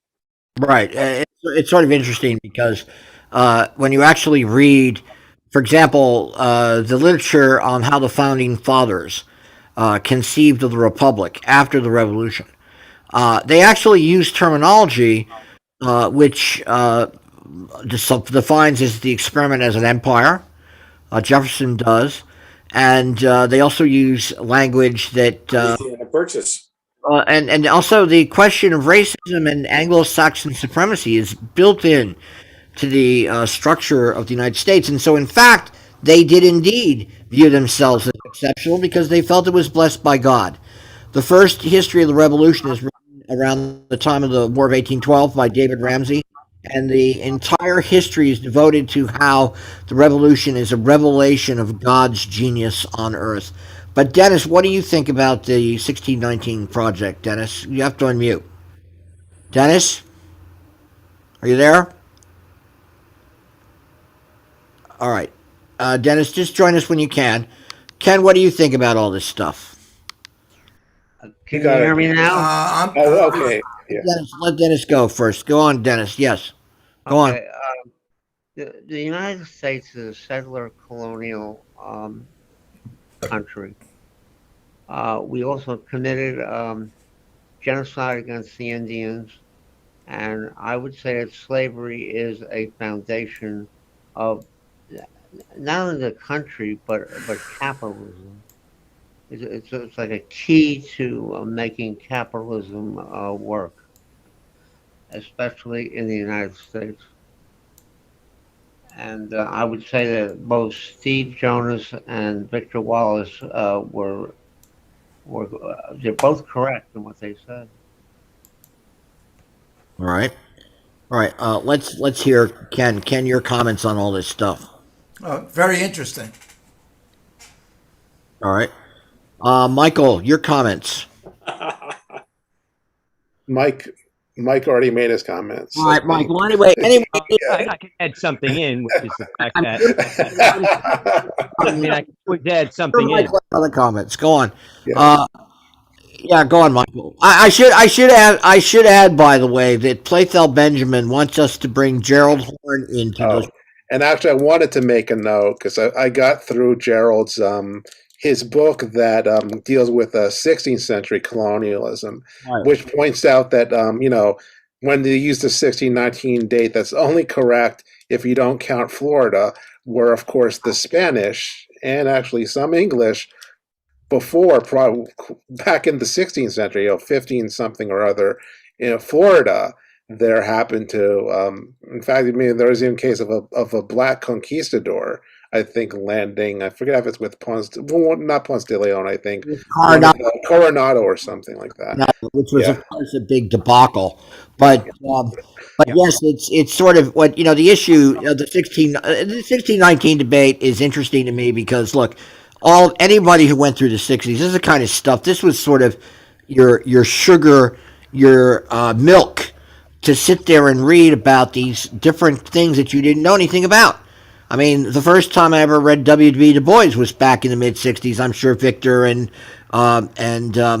Steve read W.B. Du Bois way before I did. And of course, I have critiques about his book on the Black Reconstruction. I tend to find Eric Foner's book more persuasive. However, when you go to academic conferences these days, they will be quoting W.B. Du Bois. And this is sort of the interesting thing, how distant it is from the kind of populist GOP debate going on at the grassroots level. They're mobilizing around the country to vilify and make into some sort of boogeyman any discussion about slavery, which is absolutely ridiculous. In fact, I understand in some states they've made it illegal to talk about slavery. Well, this, by the way, Jim, is exactly where Holmes comes into the point I was going to make, the additional point I was going to make, which is the fact if American history has always been this disconnect, and a lot of the disillusionment that people like myself and other people have with the United States has to do with racism and slavery, and the fact that there was disconnect. And they would gloss over, but they would teach about slavery, but they would never say, in other words, there was no explanation. How could you have slavery in a country where there were some of the words, at least in the Declaration of Independence, the words that we were at least taught to be most familiar with, which is not the entire Declaration. But the fact is, there was this big disconnect. I think it's vital, if American history is to make any sense, that it includes this black mark, this horrible legacy of slavery, and the racism following slavery, the compromises that were made with the South to enable Jim Crow, and up to the racism that still exists today. If we don't grapple with it, then we're cooked, which we might be anyway. All right. Well, first of all, the other aspect of this is that, of course, is the class issue, which is totally intertwined with the race issue. And, look, I'm somebody in here whose family fought at Valley Forge on both sides of my family. So I was drilled with all that bullshit as a kid. And, one of my relatives came in the middle, at this time in the 7 Years' War, as an indentured servant to chop down trees in New Jersey for the Royal Navy. That person was from the Rhineland. Their name was Fiddler.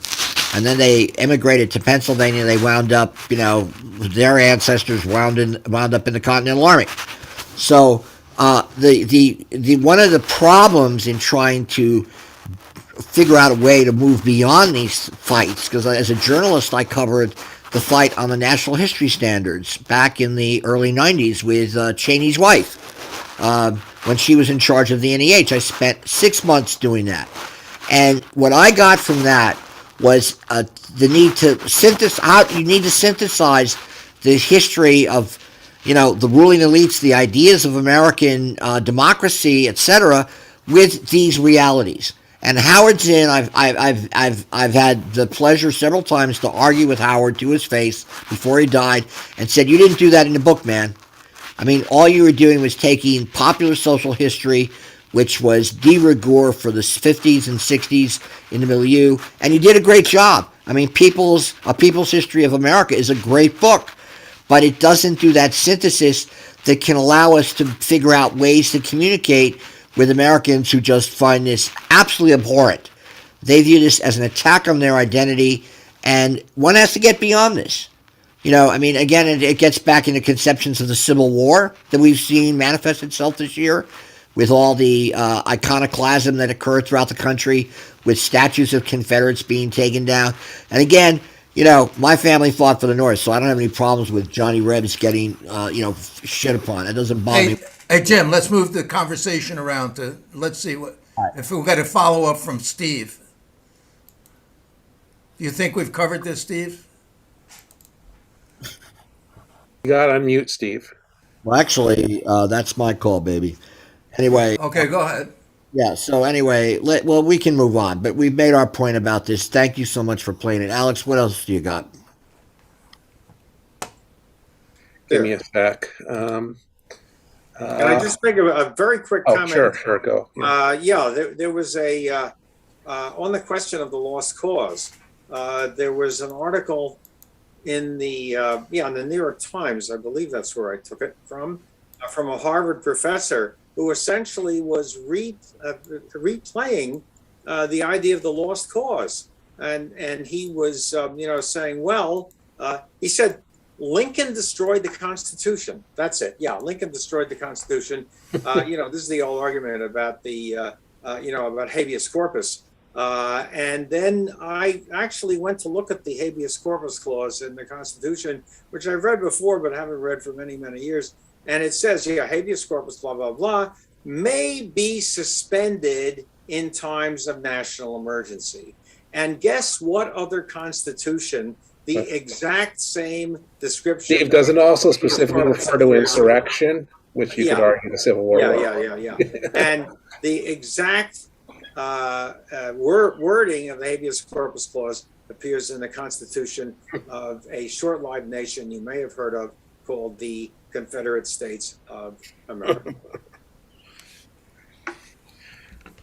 Okay, so... Okay, Alex, pick it up, Alex. Let's go to the next topic. So, as I think I mentioned last week... Full screen and check this out. Yeah.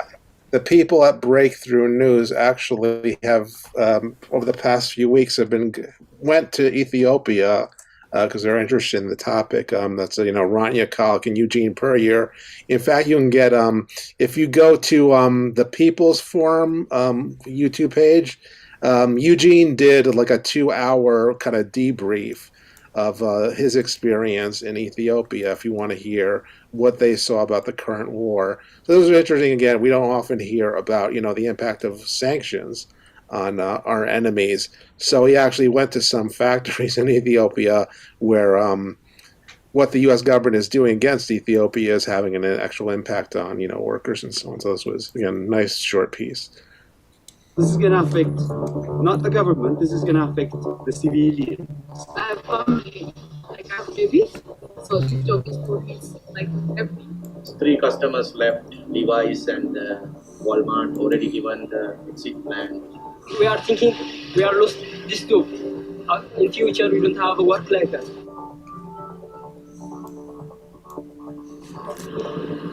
Right now, we are on our way to an industrial park, one of the many industrial parks that has been affected by the United States withdrawing the AGOA, African Growth and Opportunity Act designation from Ethiopia, which is a major part of trade both here and in Africa. As part of its intervention in the conflict in Ethiopia, the U.S. has removed Ethiopia from the free trade provisions of the African Growth and Opportunity Act, or AGOA. AGOA facilitates cheaper imports from beneficiary countries by lowering tariffs. In Ethiopia, millions of jobs are linked to textile and other assembly industries that take advantage of the act. And now all of them are at risk.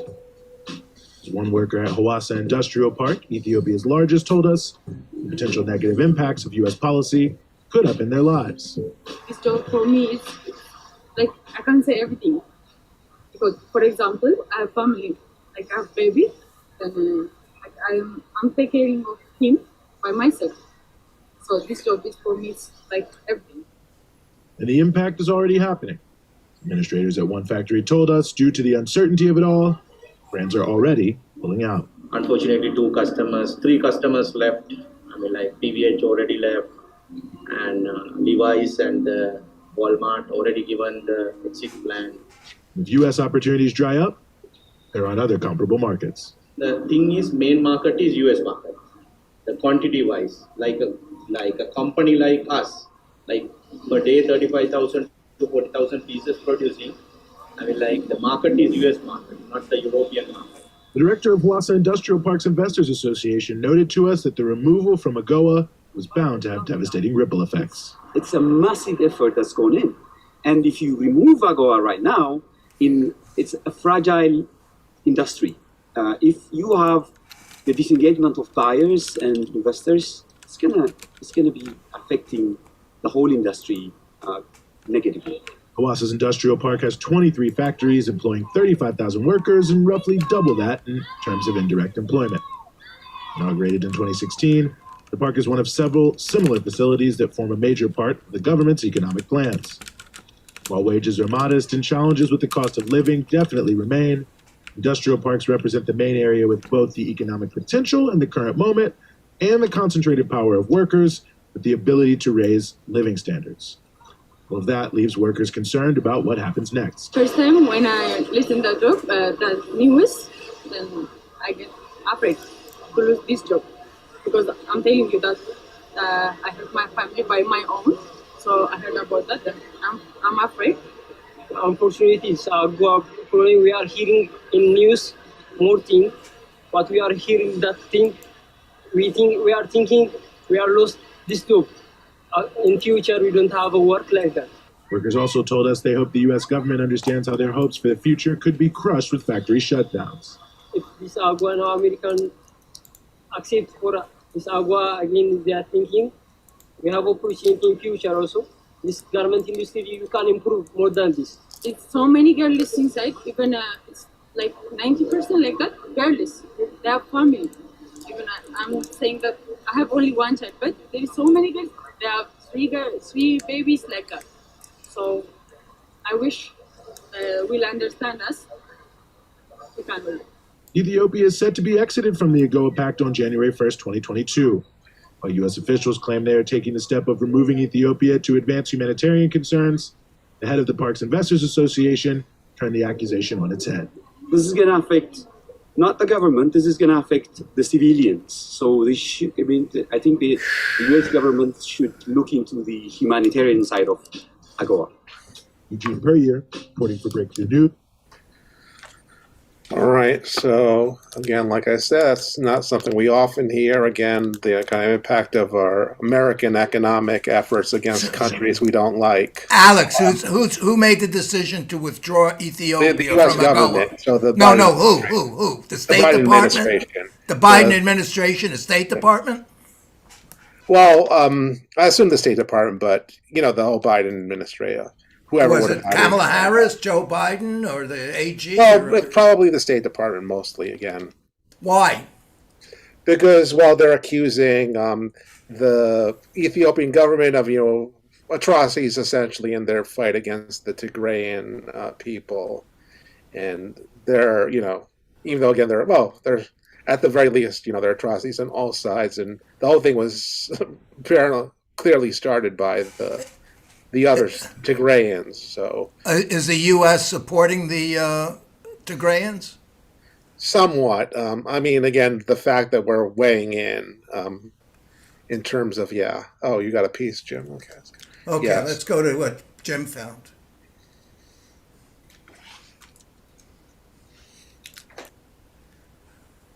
Come on, Jim, we're not hearing it. The Tigray region are relinquishing areas seized from federal control. But the government of President Abiy Ahmed says it is skeptical of the rebels' ultimate goals. Tonight, the U.S. State Department is calling on all parties to cease hostilities. As Ali Rogan reports, the conflict may be evolving, but peace remains elusive. In this Tigray marketplace, the scars of Ethiopia's air war are everywhere. A Tigrayan channel shows survivors carrying away victims. The injured receive treatment. Officials show what they say is shrapnel. Drones attacked the market and killed more than 38 people, and more than 80 people were injured. Drones like this Turkish model are new to the Ethiopian conflict. They've given the upper hand to Prime Minister Abiy Ahmed's government and his allies over fighters loyal to the Tigray People's Liberation Front, or TPLF. Johnny Carson is a former Assistant Secretary of State for the Bureau of African Affairs. He's now an advisor to the United States Institute of Peace, a think tank founded by Congress. Up until 3 weeks ago, the TPLF was making a concerted advance moving southward towards the capital of Addis Ababa. But in the last 3 weeks, the introduction of drones supplied largely by the United Arab Emirates, Turkey, and Iran, have given the Ethiopian military an advantage on the battlefield. The crisis began more than a year ago when Tigrayan forces who used to run the country attacked a federal outpost. Federal forces and their allies from neighboring Eritrea and the Amhara region waged a scorched earth campaign and occupied parts of Tigray. But in late June, Tigrayan forces pushed federal Ethiopian soldiers out and kept going from Tigray into neighboring Amhara and Afar and on toward the capital, Addis Ababa. But Abiy's forces pushed back. Bolstered by drones, they recaptured towns under Tigrayan control. These images purportedly show Ethiopian military trucks in Amhara in early December, about a month after the Tigray incursion. We said Ethiopia won't be defeated because we relied on you. Most of the areas in Amhara, as well as all of Afar, have been freed. We will continue the same with the remaining places. Tigrayan forces now say they are in retreat. In a letter to the United Nations Sunday, TPLF leader Debretsion Gebremichael said he ordered an immediate withdrawal of troops outside Tigray's borders. He said he hoped it would be a decisive opening for peace. But so far, the Ethiopian government has rejected the overture. The current, noise with regards to whether it's a strategic retreat or not will inevitably reveal itself. Carson says he believes Abiy is more focused on a decisive military victory against the Tigrayans. He regards the Tigrayans as terrorists, as individuals who have undermined the stability of the state. I think he probably, if he has the chance, he will seek to destroy them. Meanwhile, civilians continue to suffer the most. A November United Nations report detailed atrocities committed by all sides, including executions, violence against women, and the destruction of property. And the international community accuses the Ethiopian government of a siege against Tigray. The UN says Tigray has received only 12% of needed humanitarian aid since July. Last week, the United Nations High Commissioner for Human Rights tasked a group of human rights experts to spend the next year investigating further. Our office continues to receive credible reports of severe human rights violations and abuses by all parties. The Ethiopian government rejects the new probe. My government will not cooperate with any mechanism that may be imposed on it. But Carson said now is the time for the international community to put more pressure on the Ethiopian government. This is a critical moment in this process, and if there is any delay in moving forward, we could see greater violence, greater bloodshed, and a greater humanitarian problem emerge. Now, with Tigrayan forces retreating and resetting in their home region, there's little to stop Abiy and his forces from following them. For the PBS NewsHour, I'm Ali Rogan. All right, so that was today on the NewsHour, talking about the situation in Ethiopia. And I did miss that event at the People's Forum. But again, when it comes to Africa, I take everything with a heavy dose grain of salt. In terms of listening to people argue this or that about different movements and organizations. All these situations are quite complicated to understand, not easy to discern. And because the People's Forum decides to spend 2 hours having somebody defending the Ethiopian government and Addis Ababa, doesn't mean that they're right or wrong. I just think it's so, particularly a situation like the Horn of Africa. There are so many different fissures and difficult tendencies to understand. Remember, the Tigrayan Liberation Front and the people in power in Addis Ababa, they were buddy up to about several years ago. So it's a volatile political mishmash. Well, okay. Jim. Excuse What's me. the result? Goodbye to everybody. You're saying goodbye? Yeah. Okay. Thank you. We got a viewpoint on that one, Steve? No, it's an area about which I know absolutely nothing. And you don't want no chips on the table, huh? No chips on the table, and there's a telephone call that I usually make at about this time that I have to make. So I'll see you all next week. Thanks for coming on. Okay, thanks for having me, Ken, and everybody else. Have a good week. Okay. Hey, Jim, I understand it's chaotic, but what's your viewpoint? What do you think should be done? Is this something the UN can handle, or the United African States somehow? It seems like Iran and several countries are backing the government.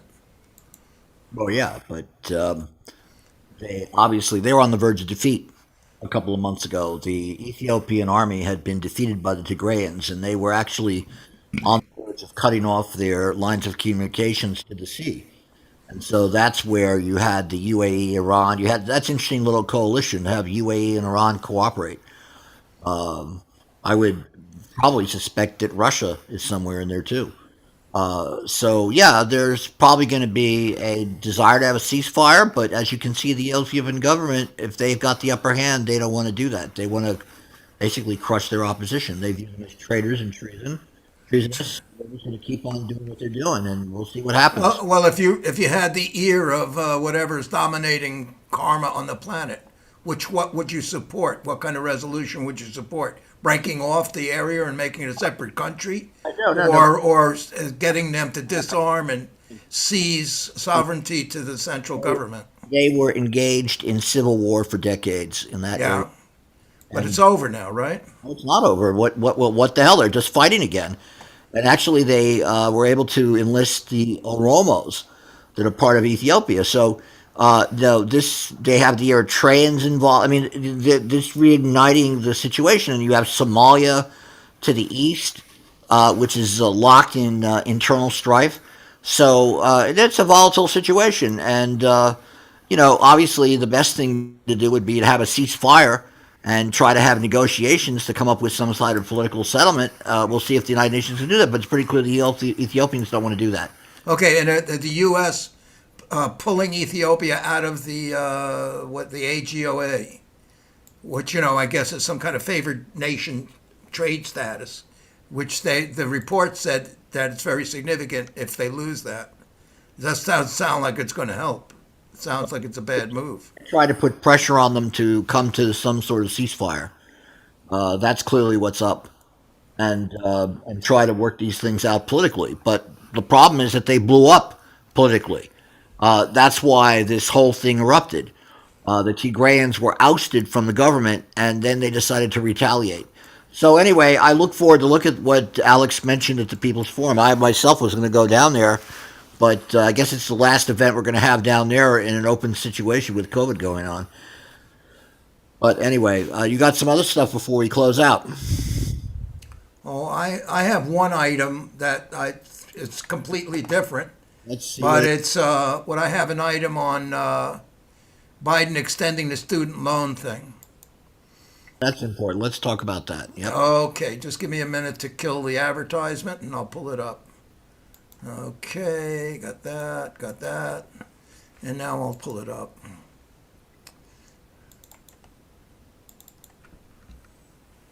There we go. Share.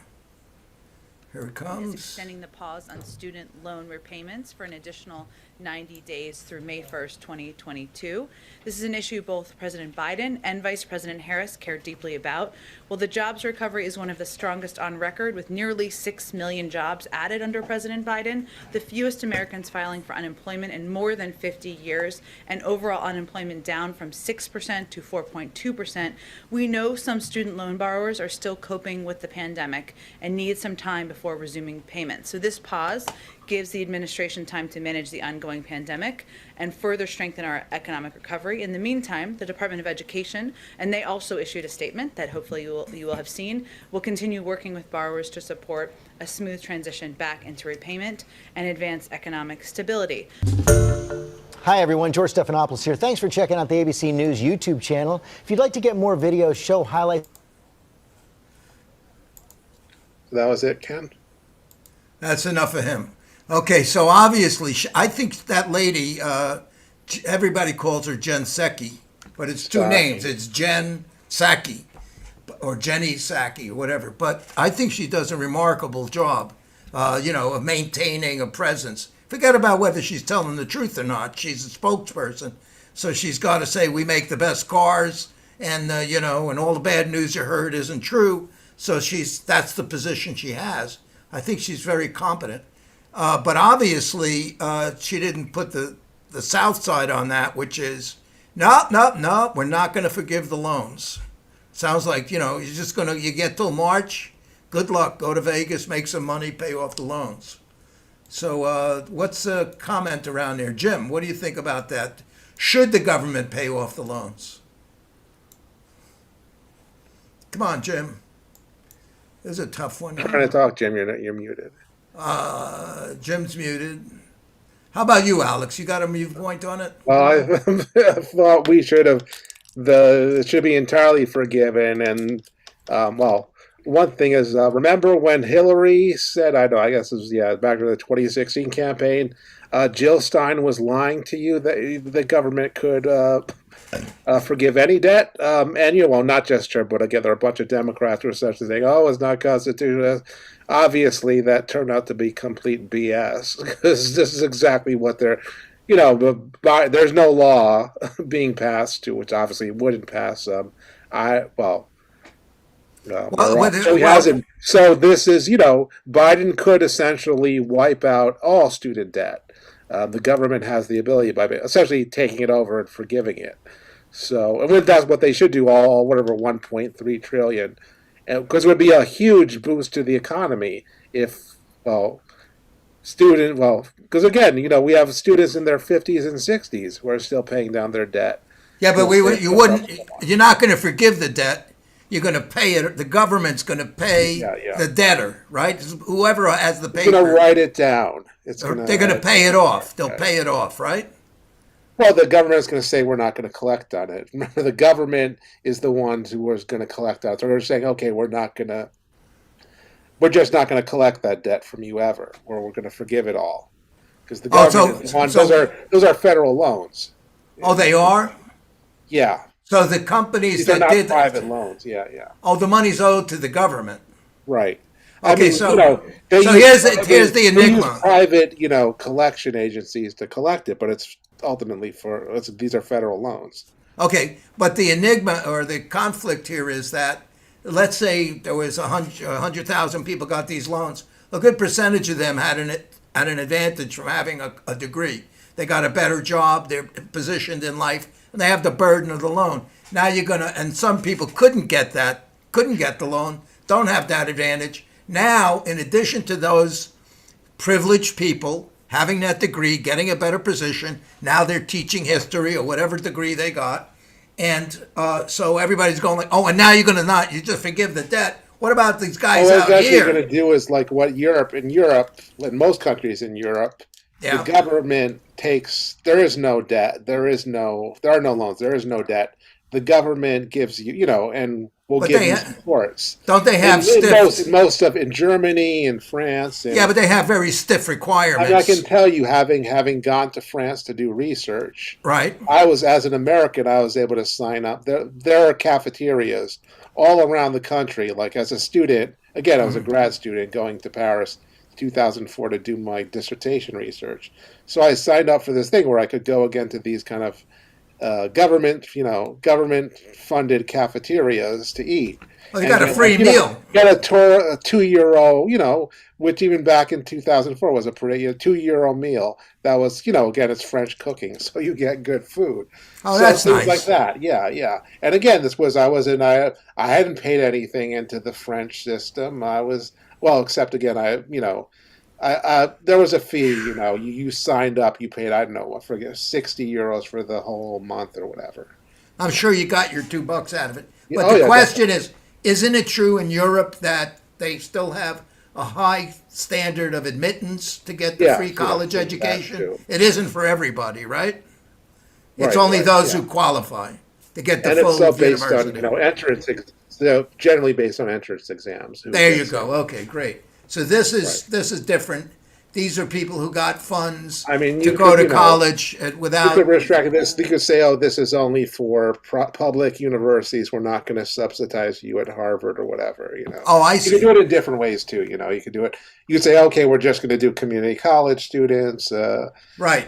Or we're just going to do. We're just going to forgive $50,000 and under. And if you have more than that, then you still have to. You could. You could do it a lot of different ways. Okay, I don't think anybody else is. Oh, Mike is going to come up with something. All right, Mike, what do you think? A couple of interesting points here. One, Ken, you should know that not everybody gets great jobs afterwards. Not everybody becomes doctors or lawyers. Sometimes they make a living, but it's not a great living, and if they have to pay off their student loans, they're not making a good living at all. Second of all, what we're creating is a debtor's society. Okay, and that started actually when the Bush administration changed the bankruptcy laws, and there are now and Clinton before that too. Well, Clinton to a degree, but they were changed officially under the Bush administration. So now there are no second chances in American life. There used to be, but that's out the window. Ken, So you can even make a conservative argument, on like social. Well, again, people don't get married because they're so deeply or have kids. So if you think as a conservative that's important, then you should encourage. We're running out of time here. The idea is that you create this debtor society, and when you have a debtor society, then you have a real class system problem. I mean, not that we don't have it already, but the idea is, well, we do have it already, and that's one of the reasons. So you have the people who are debtors, which is the overwhelming majority of the population, and the people who the money is owed to. So it becomes almost, we talked about indentured servitude, it becomes not quite, a milder form, but still a form of indentured servitude. Mm-hmm. Also, I have one suggestion for the Biden administration, if they don't want to forgive the student loans, stop paying these collection agencies and subtract that from the student loans. That'll take a good chunk out of it. So, there are things that could be done. There are things that could be done to lighten the load. Okay, thanks. Let's go. Right. Jim's back. Well, Jim, let's go to Dennis. Dennis actually was a college professor, if I remember right. I don't know if Dennis. So he might, if Dennis wants to unmute, he might have some thoughts. As someone who's been within academia on, No, he's not coming back. All right, well, Jim then. Well, come on, Jim.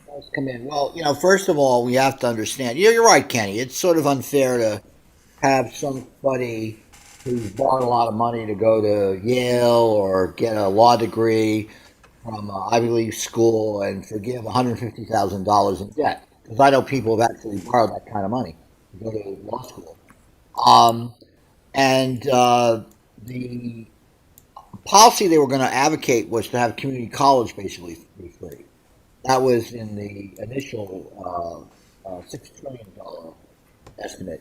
Now, the problem with all this is that, yes, you're right. It's unfair to have some people get, a freebie and other people not. But that gets down to the basic problem of, well, what do you do with all these people? Let's say look at West Virginia. I can understand why those 50,000 coal miners don't want to give up their jobs because they make 60, 70, 80,000 dollars a year. And they go down and they have a strong union protecting them. So why wouldn't they want to not defend their jobs to the end? I mean, it makes sense from their point of view, even though we know it has all these terrible consequences for global climate change. But there is no plan to train these people. There's no plan to, when all these people lose their jobs in the Rust Belt over the past 50 years, it's sort of like, okay, the hell with you. You're human garbage. Go off and get into your opioid addiction. The hell with you. There's not been a serious educational policy nationwide to allow people the choice if they want to go retool and get a job, learn, go in, even get a new degree. Not only an AA degree, but a BA degree or a PhD or an MA degree. There's not that ability to do that. And the problem's going to be when artificial intelligence starts having an even greater inroad into jobs, which they estimate by 2050, there are going to be jobs permanently lost in production due to artificial intelligence. What are you going to do with these guys? What are you going to do with somebody who has to support their family? And, okay, you can't qualify to go to college because, you only graduated from high school, so you can't have the opportunity to try to better yourself. Well, I think that's wrong-headed policy. And see, that's where I think there has to be a better imagination of this. It should allow working people to be able to get higher education for free and beyond just simply community college. Because look, when we were kids, if you had an 85 average, you could go to city college for free. But I don't know. Did you pay tuition when you were at Brooklyn College, Kenny? No, and I got a scholarship too to pay for my motorcycle and my rent. Well, I was like, my God, can't believe it. All right. So that's a good example of it. I mean, all that kind of policy support evaporated in the late 60s into the mid 70s when they decided to introduce tuition into the state and city university structures around the country. I mean, I remember when, what's his name? Who's that schmuck? Jarvis out in California, Proposition 13. That basically denuded the California state systems for universities, which, frankly, were the best in the United States. They still are terrific. So I just think that, people should have access to higher education, especially if they're in jobs and industries that are getting clobbered by changes in the economy. You just can't let these people just drift off into nothingness. That to me is poor social policy, whether it be under a capitalist system or a socialist system, no matter what. Right. And so that's my take on all this stuff. And yes, they should just give these guys a break. It'd be smart politically. They'll never do it, of course, because the issue will be raised that you raised. Why should a bunch of spoiled brats get their tuition paid for free? That would be the response of some people. But of course, how many people who are supporters of Trump would like to go to college or community college for free? I'm sure a lot of them would if they lose their jobs. That's my opinion about this. Hey, Jim, do you want to take us out? I think that's the end of the night. Yeah, if Dennis is there, Dennis might want to make a comment or not. All right, Dennis isn't there. Okay, well, you've been listening to the December 22nd edition of Going Viral.news. We're joining California with Ken Aaron and Boston with Victor Wallace, Steve Jonas. Jim, I'd like to make a comment. Yes, go on, Dennis. Go on. I think the debt should be eliminated, period. Because I don't believe that they should be charging the kind of tuitions that they're charging. The whole system is set up to exploit people, and that's all it is. And we should fight for free college tuition, period. I'll leave it at that. Well, I agree with that. I agree with that 100%. And I should add that we're in the middle of trying to get the bargaining committee at Columbia. Those people have been on strike. We're trying to get them on the show to talk to them about all this. So that'll be sort of interesting because these issues will, of course, come up You know, what do you do? I mean, they're of course like 3,000 people. They're TAs. They're doctoral candidates, etc. So they're in a different kind of situation. But I have a feeling a lot of them are going to probably think the same way as you did, Dennis, and I certainly agree with that. College education should be free to the average American. Period. And it's just ridiculous to have somebody not be able to, if they desire to learn, to have that closed off to them. And the public schools education system should be excellent. It should have really good, high standards of excellence. The open admissions issue. Some of us have friends who actually were teaching when that happened in New York City, and Alex and I know somebody pretty well who was very much involved with that as a high school teacher. That's Al Nofi, and he was always in favor of open admissions. And again, the kids who come into the college system who have the problems that, let's say, they couldn't get into City College with an 85 average, well, then what are you going to do? The jobs that those guys could do back in 1970 don't exist anymore. So anyway, that's a serious issue. It's a very important issue to bring up, Kenny. Thank you for that piece. I'll say. Okay, so take us out. So you're listening to Going Viral, the December 22nd edition. We had Ken Aaron in California. We had Victor Wallace in Boston. We had Steve Jonas in Long Island. We had Dennis in New Jersey. So I just want to get a little geographic diversity here. And myself, Alex, and Michael in the bowels of New York City. And you will stay tuned, and good night. Thank you so much.